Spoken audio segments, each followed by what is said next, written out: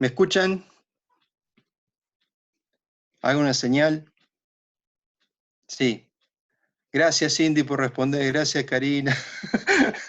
Bueno, porque hay algunos que responden enseguida, otros que no, pero bueno, estamos.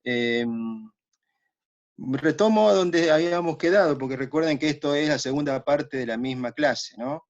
Eh, a ver. eh,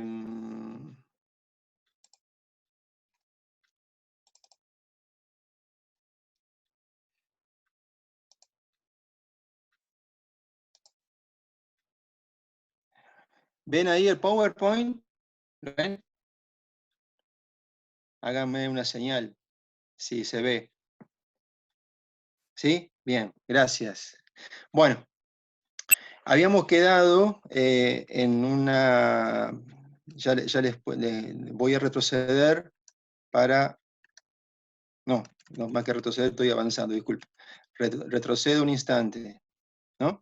Esta es la última imagen que habíamos visto, ¿no? Estamos bastante lejos, yo diría lejísimo, de algunas representaciones que tenemos en la cabeza en relación a, bueno, qué es la imagen canónica de la Argentina exportadora. Bueno, lo que estamos viendo bastante lejos queda de esto, pero si uno se ubica en términos temporales, estamos en esta foto de 1877, esta foto de 1875.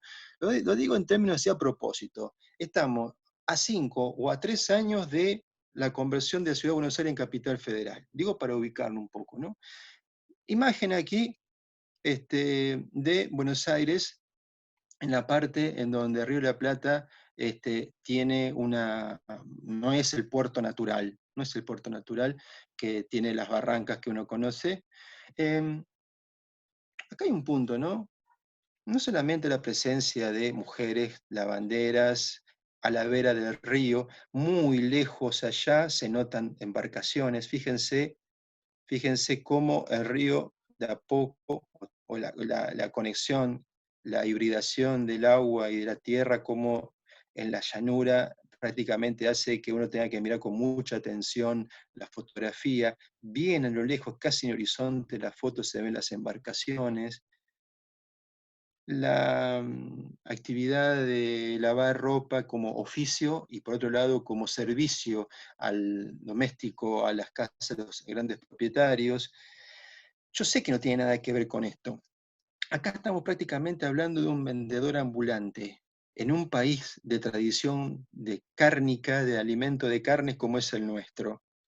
Y dije, olvídense del frigorífico, olvídense del frío, lo máximo que había para mantener la calidad y evitar que se pudra el tejido una vez faenado el ganado vacuno era sal, de ahí el tasajo, alimento de cuarta categoría que se consumía en dos grupos poblacionales: esclavos y libertos de las plantaciones de América Central y de Brasil, y el ejército industrial de reserva de los países industrializados que comenzaban a generar mano de obra a la cual se le generaba ya el temprano proceso de lo que Marx llamó después la plusvalía, ¿no?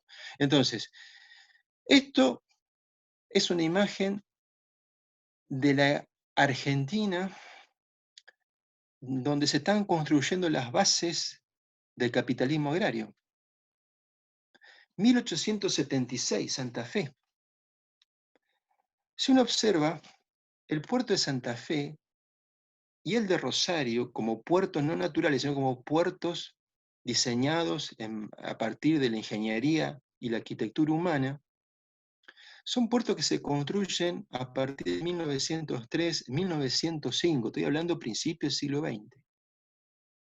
El puerto, como fenómeno natural en Santa Fe, llegaba, incluso digamos, la presencia de río en la ciudad de Santa Fe, para que ustedes se ubiquen, actualmente está la Plaza España, ahí cerca de la terminal de ómnibus, a una cuadra terminal de ómnibus, ahí estaba el río.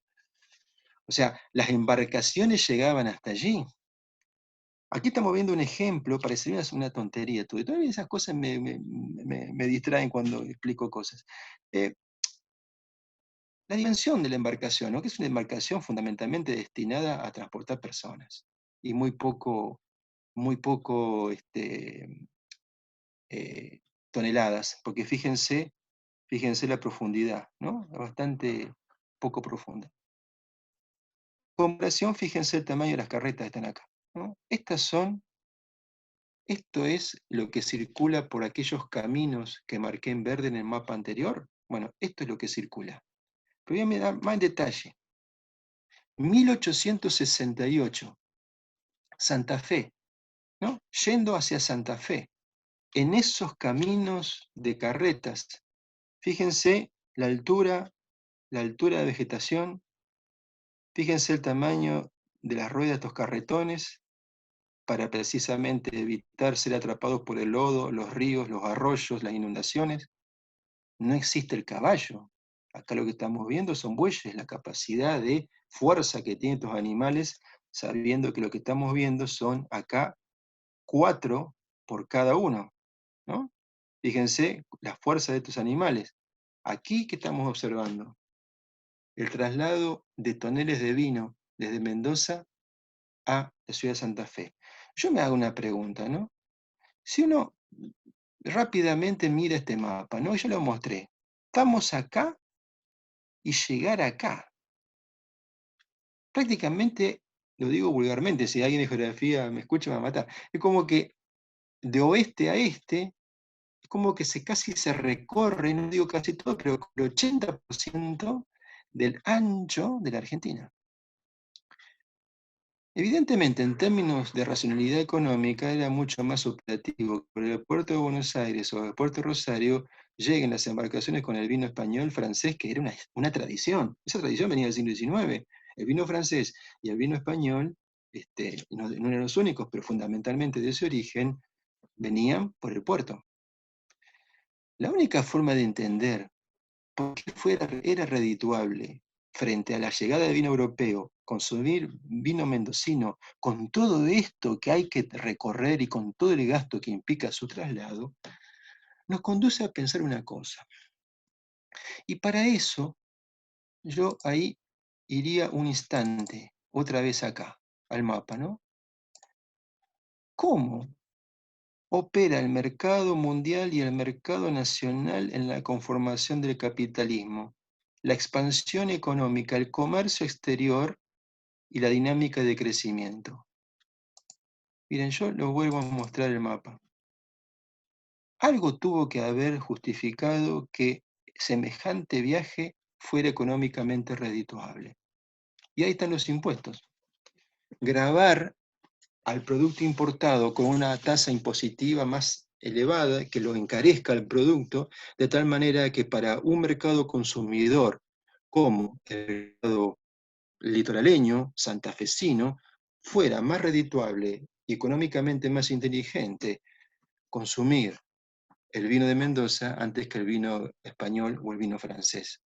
Ahora, yo sigo pensando esto, ¿no? Sigo preguntándome cosas. Imágenes consagradas, ¿no? 1842-72. ¿Qué imagen tenemos nosotros de Argentina agroexportadora? Y el vínculo con el gran socio que fue Inglaterra. Sí, una imagen que yo no digo que sea incorrecta, digo cuándo está ubicada esa imagen. Miren, yo les marco acá, en este gráfico de barras, yo puse acá en celeste, acá, en esta franjita negra, un poquito más ancha, un poquito más prolongada aquí, esta franja negra, la más negra de todas, es Bélgica. Bélgica. ¿Quieren que les muestre dónde está Gran Bretaña? Gran Bretaña está en los 3 escalones, en los 4 escalones más bajos, acá, acá y acá. Acá está Francia, y acá está Estados Unidos, y acá está Bélgica. Entonces, ¿de dónde sacamos la idea de que el principal socio económico de la Argentina es Inglaterra? ¿Dónde sacamos esa imagen? Digo, lo digo de una manera diferente. ¿Es errónea esa imagen? Entonces, lo que uno debería comenzar a trabajar, digo como cualquier miembro de la comunidad de las ciencias sociales, una cosa es una idea, otra cosa es la hegemonía de una idea, Y otra cosa es creer que la hegemonía de esa idea para cierto periodo histórico la hace hegemónica en términos históricos para entender cualquier proceso. Son cosas distintas. Yo puedo decir que el socio, económicamente hablando, más fuerte de Argentina fue Inglaterra, pero tengo que ubicarme cuándo, a partir de qué momento, aproximadamente, por supuesto. Pero si yo digo eso, en este periodo que estoy marcando acá, es decir, en los 30 años que van post 1850, esa idea no es cierta. Eso quiere decir que no hay mercado mundial y eso quiere decir que esta región que se va a comenzar a llamar Argentina no tiene vínculo con el mercado mundial. No lo estoy negando, estoy diciendo que sí. Lo que estoy diciendo es que ese vínculo es mucho más heterogéneo, es mucho más variopinto, es mucho más mezclado. No hay un predominio absoluto de Inglaterra. Es más, Inglaterra, de los 4 que están marcados aquí, Inglaterra es el que está abajo. Entonces, las verdades consagradas y a veces convertidas prácticamente en imágenes que no se discuten. Después, sobre esa idea se plantean políticamente impugnaciones al imperialismo británico. ¿Dónde está el imperialismo británico? O sea, sí, si yo me paro en la década del 90 del siglo XIX, lo que estoy diciendo ahora es indiscutible. Pero no estoy parado en la década del 90. Entonces, con esto, otras imágenes. Fíjense cómo son los dibujos, ¿no? De Argentina acá, esto que está acá, ¿no? Sería este recuadro que está acá, sería esto, ¿no? Sería esto. Y dentro de esto, si yo lo desagrego acá, en este cuadro, en este mapa que está aquí, los años que están marcados son años de expansión de frontera. No miremos Buenos Aires, porque Buenos Aires, hay momentos que me aburre hablar de Buenos Aires. Miren, miremos acá, ¿no? La famosa botita de Santa Fe. Si uno se para acá, 1864, hasta ahí llega Santa Fe. Si uno se para en 1876, Santa Fe está acá. Y si uno se para después de 76, está acá. Hay que mirar la Patagonia solamente para pensar que es el único lugar de este país donde se expande frontera. Y yo me pregunto, ¿este lugar estaba vacío? Obviamente que no está vacío. Está ocupado por los miembros de sociedades indígenas, fundamentalmente tobas. Entonces, no estoy negando la llamada campaña del desierto de Roca de 1879. Lo que quiero evitar es que se crea que no existió una campaña similar en Santa Fe, llevada a cabo por un gran protagonista en la historia del norte santafesino y que tiene un monumento en la ciudad capital de ese departamento, que es el general Obligado en la ciudad de Reconquista. El general Obligado en la ciudad de Reconquista, en la plaza principal, tiene un monumento tremendo y es precisamente conquistador del norte santafesino. ¿Eso cuándo fue? En la década de 70. Entonces, lo que estoy diciendo con esto es, miren, depende de dónde nosotros coloquemos el foco. Ahora, al mismo tiempo que estoy diciendo esto, acá, dentro de esta provincia en expansión, fíjense cómo se va expandiendo la provincia, fíjense, estamos en 1864 acá. Si yo me paro con el cursor acá, en 1856 se funda Esperanza. Santa Fe llegaba hasta acá. Todo esto va a ser expandido luego. Entonces, no es que primero se expandió la provincia y después vino el fenómeno colonizador. No, es como que hay historias, depende de qué yo estoy analizando. ¿Qué historias estoy contando? ¿Qué historias estoy pensando? ¿Qué fenómeno dentro del pasado estoy mirando? Acá puedo mirar, ¿saben qué? La historia de la colonización, acá puedo ver la historia de la expansión de la frontera, acá cruzando esto, con esto puedo hacer la historia de la expansión de la frontera productiva, que no es lo mismo que decir la expansión de la frontera. Son, vamos a llamar así, las riquezas del fenómeno. Yo sigo mirando. Prilindiano Pueyrredón, cuadro que pinta en 1861. Fíjense las fechas que estoy trabajando. No me moví del periodo que va entre el 50 y el 80. Estoy más o menos ahí. Fíjense este cuadro, 1861, ¿no? Miremos los detalles, pequeños detalles, ¿no? Ganado vacuno a la izquierda y a la derecha, es decir, los jinetes concentran el ganado, en algunos casos para que paste, en otros casos para que tome agua. ¿Por qué digo esto? Porque en 1861 ustedes observan esto. Ahora, yo los vuelvo por un rato atrás. Por un rato, ¿eh? 1861, acuérdense, ¿no? 1861, 1864, ¿no? 1864, la esquila. ¿Cuántas imágenes del mundo rural hay en paralelo? ¿Es el vacuno o el lanar? No, es el vacuno y el lanar. El tema pasa por ¿dónde está la mayor racionalidad productiva? ¿En el mundo lanar o en el mundo vacuno? Resulta que el mundo lanar es un mundo fundamentalmente protagonizado por ingleses, franceses y galeses, extranjeros, o casualidad, vinculados con el proceso de exportación. Ahora, no mira en detalle. Vuelvo, ¿no? En la imagen vamos a ver esto en detalle. Sociedad rural, no en términos con mayúscula, no como institución, sino como espacio de orden social. El estanciero, el capataz y el peón. El único que está a pie, el que recién se va a subir, el que está el último en el escalón es el peón. Pero fíjense el atuendo del peón y el atuendo del capataz. De la cintura para abajo, están vestidos muy iguales. La diferencia es con chaqueta y sombrero, sin chaqueta y con pañuelo. Sin embargo, el estanciero tiene sombrero, chaqueta saco, pantalón y botas de cuero. El estanciero, el capataz, el peón. El mundo rural, un mundo democratizador en absoluto. Fundamentalmente, el estanciero es un absentista, es decir, fundamentalmente es un propietario que vive en la ciudad.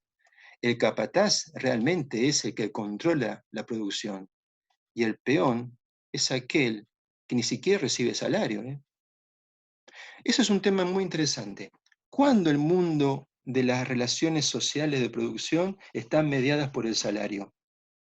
Porque nosotros podemos llegar a creer que tenemos que trasladar el modelo europeo, británico de revolución industrial al mundo pampeano de Argentina.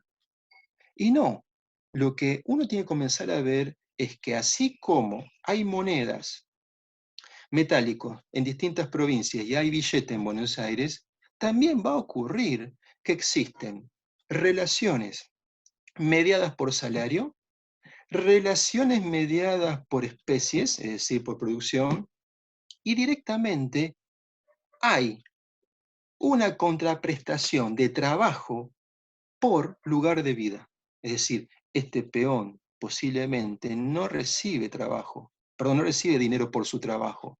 Se le permite vivir en la propiedad del estanciero. ¿A cambio de qué? De no pagar lo que llamaríamos hoy una renta, ¿no es cierto? Pero ser mano de obra de él, sin salario. Algo así como una mano de obra que no es cautiva, porque no es vasallaje, no es esclavitud, pero que da cuenta de que es necesario mano de obra. Mundo rural.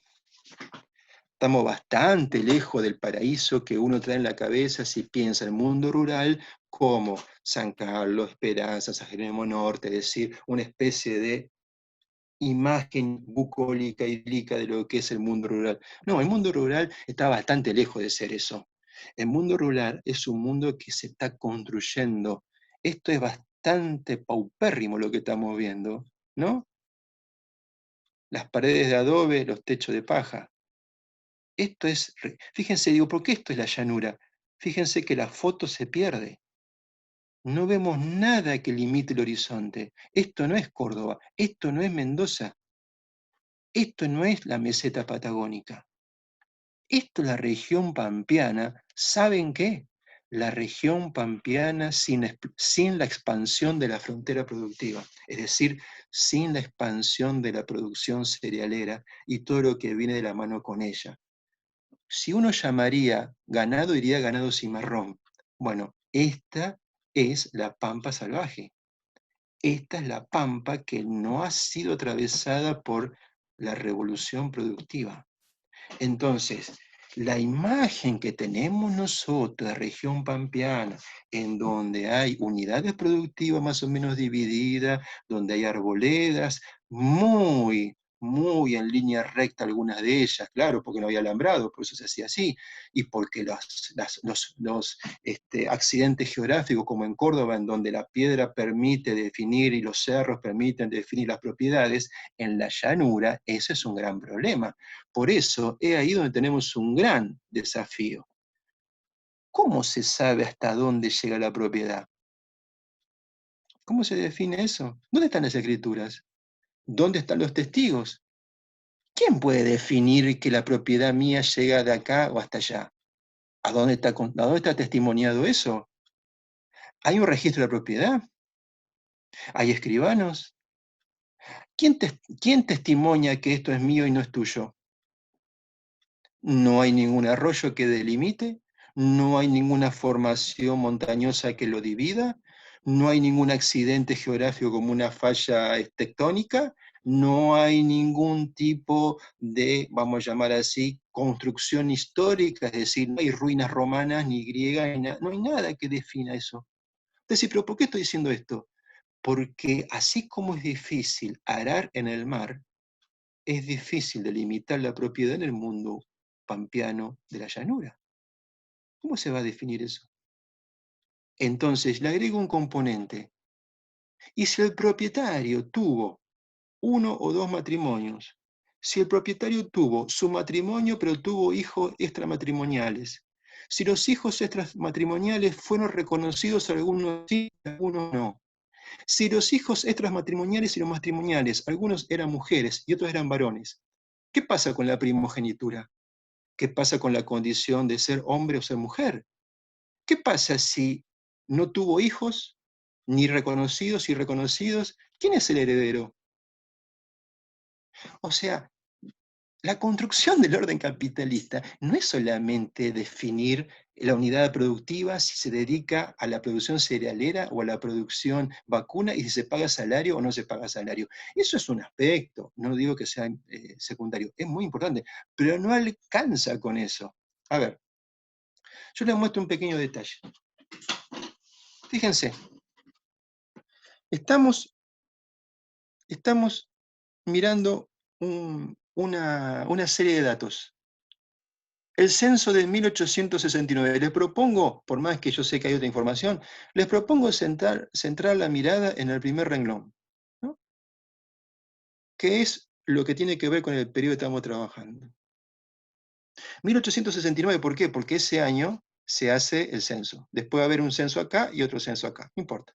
A mí me interesa el primer renglón. Pero fíjense, primer renglón, ¿no? Argentinos, extranjeros, en números contables y en porcentajes. Casi el 88% son nativos. Solamente un 12% es extranjería. Población rural. 67% vive en el mundo rural. El 33% vive en la zona urbana. Si yo me paro en 1869, la cantidad de extranjeros es marginal en la población. No tenemos en la cabeza nosotros que la economía agroexportadora argentina se construyó a través de la fuerte inyección de inmigración, es decir, de mano de obra expulsada de su país de origen como ejército industrial de reserva y como excedente enviada a los países transatlánticos. Bueno, ese fenómeno en cuanto a masividad hay que esperar un tiempo. ¿Eso quiere decir que no hay extranjeros? Quiero decir que la presencia de extranjeros es marginal. Es marginal.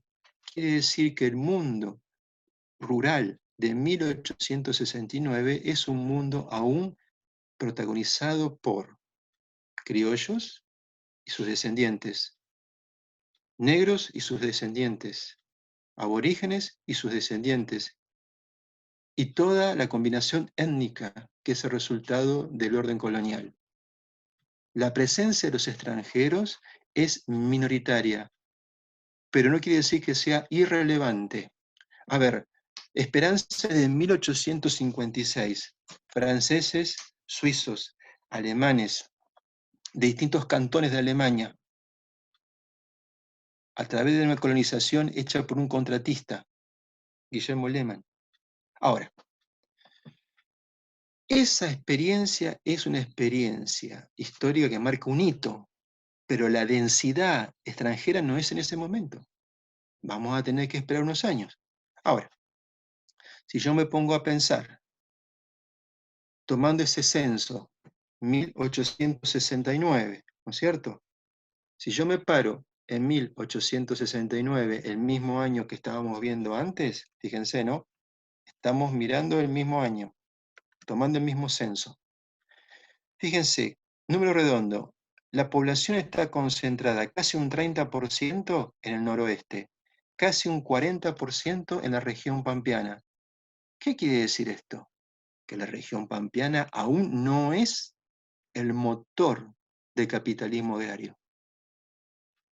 No lo es. ¿Por qué no lo es? Porque si fuera, la densidad poblacional marcaría una distancia mucho mayor entre un caso y el otro.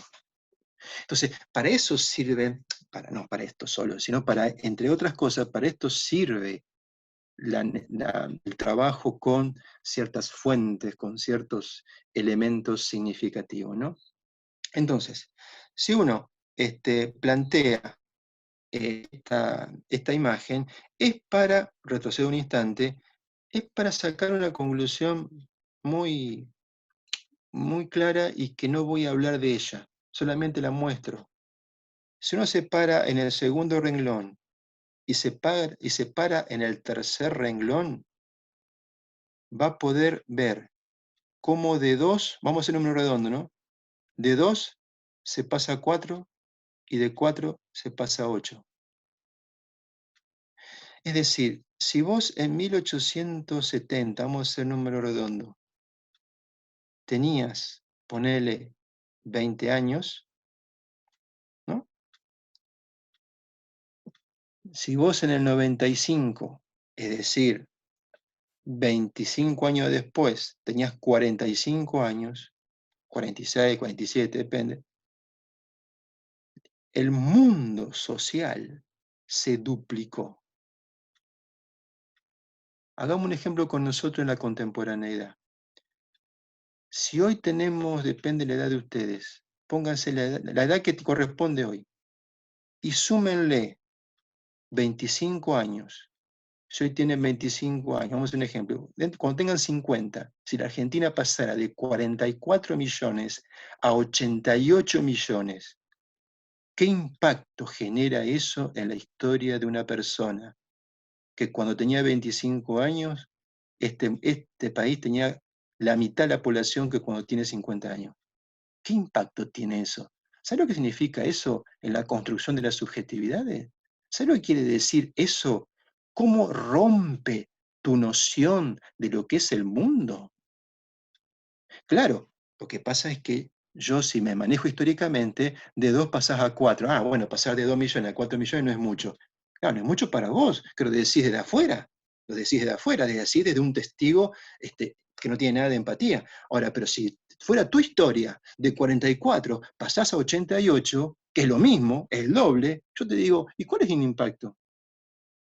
¿Cuál es el impacto? O sea, ¿qué pasa con el Estado? ¿Qué pasa con el mercado? ¿Qué pasa con las relaciones sociales de producción? ¿Qué pasa con el acceso a las instituciones? ¿Qué pasa con el acceso a la salud?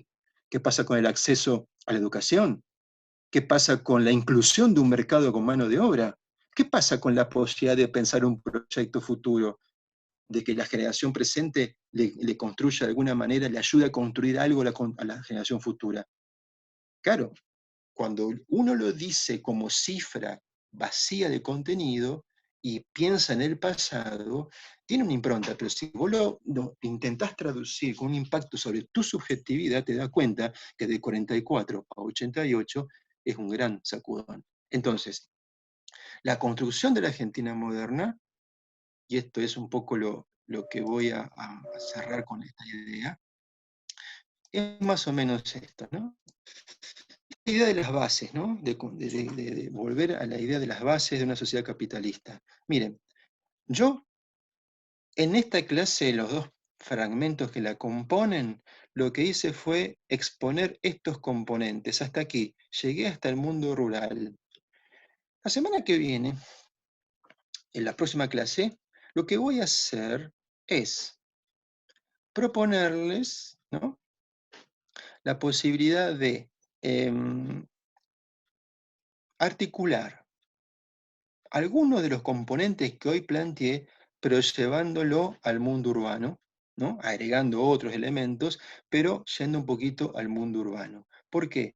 Porque eso me conduce a lo que viene luego, una sociedad en transformación, cambios en la población y en la estructura social, ¿no? A ver, siempre digo esto como una especie de conclusión, no sé si conclusión o comentario, no sé cómo llamarlo. Sería más o menos así. Proponernos indagar cómo un país X, pero no es ahora X, sino particularmente la Argentina, cómo construyó su modernidad, uno puede agarrar y pensarlo en términos teóricos. ¿Qué es la modernidad? Los componentes de la modernidad, qué diferencia una sociedad tradicional de una sociedad moderna, cuáles son, digamos, los componentes que me permiten a mí distinguir una de otra. Bueno, ahora yo lo que estoy queriendo proponerles es otra cosa.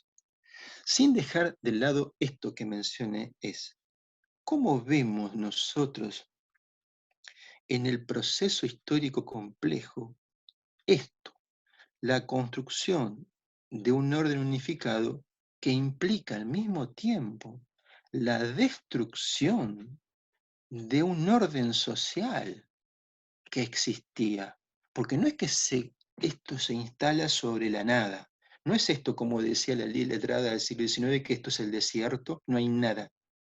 No, lo que estuve mostrando en las fotos es que hay, y hay mucho. El tema es, para construir un orden social, hay que trabajar de manera más o menos coercitiva, de manera más o menos represiva, de manera más o menos disciplinaria, sobre el orden vigente. Porque el orden vigente genera resistencias. Hay tradiciones, hay elementos heredados, hay todo un recorrido de trayectorias, de prácticas, de experiencias individuales, sociales e institucionales que son parte del territorio donde se va a construir la modernidad, ¿no? Entonces, esto es clave porque si no, nosotros estamos creyendo que la modernidad es algo que de pronto aterriza sobre la pampa, ¿no?, o sobre el espacio de la Argentina y se instala. No, esto no es así. Entonces, por ahí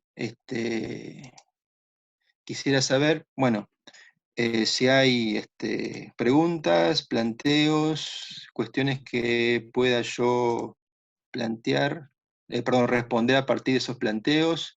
Estoy viendo el chat acá a ver si hay algo.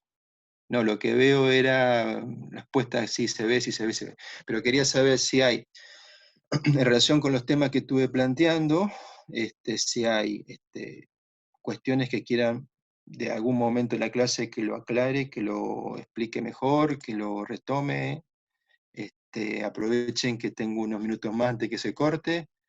Hice una pregunta de Benjamín Costa Luciani. Parte de la destrucción que mencionás es la masacre de indígenas. Buena pregunta. Sí, sí, pero no me circunscribo a eso. En realidad, esto que estás diciendo es, vamos a llamarlo así, es uno de los emergentes más tortuosos de eso, ¿no? porque es la manifestación de la expansión represiva del Estado, y frente al otro con mayúsculas, es decir, aquel que es el desconocido, o aquel que para el siglo XIX es el habitante del desierto, ¿qué hacemos con el otro? Y hubo 2 o 3 resoluciones frente a esa pregunta. Una es su transferencia, su traslado, convertido en mano de obra cautiva, llevarlo, desarraigarlo y llevarlo a una región distinta. Por ejemplo, llevar miembros de las sociedades indígenas patagónicas al norte de la Argentina o a la región centro-sur.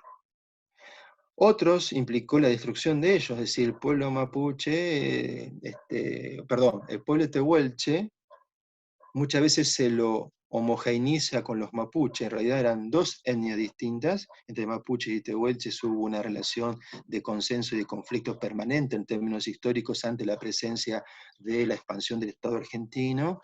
Bueno, concretamente, ¿no es cierto?, el tehuelche como grupo etario de origen indígena no está presente, ¿no? Hay pautas culturales que hoy tienen los mapuches, pero no están los tehuelches. Entonces, en algunos casos hubo directamente, sí, genocidio. Un genocidio que tuvo 2 mecanismos. Genocidio, evidentemente, a partir del acto de matar, pero también el traslado forzoso de miembros de una sociedad a otra. Otro ejemplo muy distinto, es qué pasó con los miembros de sociedades indígenas del norte santafesino. Y ahí tenemos su conversión en mano de obra, entre comillas, asalariada, que se inserta en la producción del tanino en la forestal, en la década, en los los primeros años del siglo XX, hasta la desaparición de la forestal. Se convierten en mano de obra que no recibe salario. En realidad, lo digo bien, recibe bonos en vez de salario. Entonces son convertidos en mano de obra de la propia forestal. Todo esto dentro de un marco regulatorio que es la provincia de Santa Fe. Una pregunta de Pilar dice, ¿se puede hablar de 2 etapas de exportadora entre el 60 y el 14? Una encabezada por la producción lanar y la otra por la producción de carne y cereales. Sí, muy buena pregunta. Sí, es correcto. Yo diría, tomando esta pregunta, haría una aclaración. No solamente que se puede hablar de etapas, yo ahí, en cuanto a la exactitud de las fechas, es decir, de tal año a tal año la primera etapa y de tal año a tal año la segunda etapa, yo ahí haría, trataría de no ser tan insistente con la precisión. Sí me gusta hablar de que para entender la Argentina agroexportadora hay que entenderla como ciclos económicos de éxito, ¿no? Y ese éxito de la mano de un tipo de producción particular. A ver, nosotros, no importa la edad que tengamos en este momento, pero sí sabemos que los últimos 15 años aquí el boom fue la soja. Ese es el boom que nos toca vivir hoy. ¿Es la primera vez que la economía argentina en términos agroprimarios tiene un boom? No, no es la primera vez, es el último boom. Es la última burbuja de enriquecimiento primario exportador que la Argentina tuvo. Pero boom parecido como eso, si vos te parás desde 1860 para acá, vamos a encontrar diversos. Lo que pasa es que el protagonista de la producción primaria protagonista es diferente. Sí es cierto que el lanar tuvo su protagonismo, ¿hasta cuándo? Y yo diría hasta los años 90, más o menos, no 1890, sino la década del 90 del siglo XIX, hasta ahí está el boom del lanar. Después, no después, sino ya ahí convivía con el producto vacuno y después ya el predominio del vacuno. No son correlativas la pregunta. No necesariamente, en un momento sí lo serán, pero a veces son contemporáneas. Es como que está el crecimiento de una y la agonía de la otra. Es decir, como que se van superponiendo. Hay momentos de superposición. ¿Mm? Bueno, es lo que puedo aclarar. Gracias por las preguntas. Me voy despidiendo hasta que se corte. Y bueno, nos veremos el martes que viene y ustedes con las clases de mañana, ciencia política, historia el jueves. Así que bueno, gracias por estar conectados y por seguir ahí de otro lado.